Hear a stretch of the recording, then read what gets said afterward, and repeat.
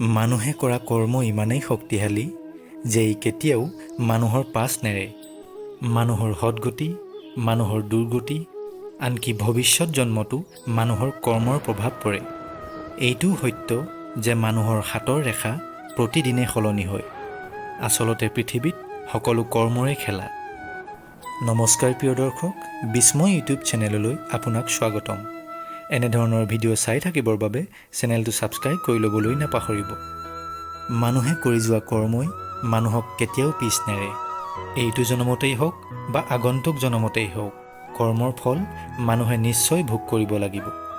এই পৃথিৱীত যিয়েই পৰিস্থিতি নহওক লাগিলে, এজন দেউতাকৰ সকলো ল'ৰা ছোৱালী কেতিয়াও একে নহয়, বা এজন শিক্ষকে পঢ়ুওৱা সকলো শিক্ষাৰ্থী একেধৰণে প্ৰতিভাৱান হৈ কেতিয়াও নুঠে।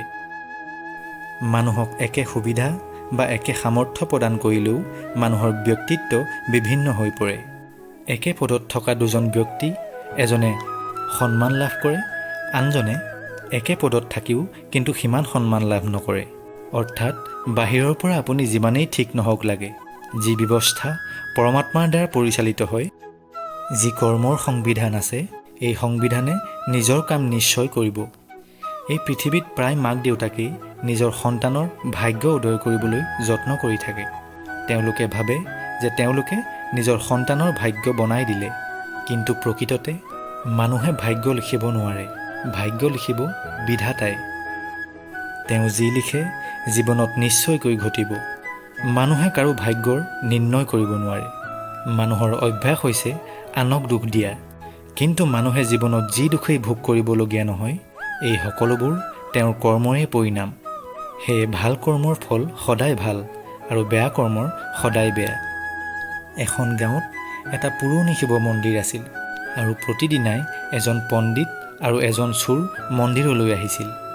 পণ্ডিতজনে একান্ত মনে শিৱক আৰাধনা কৰিছিল আৰু চোৰজনে নিজৰ ভাগ্যক দোষ দি ভগৱানক গালিগালাজ কৰিছিল।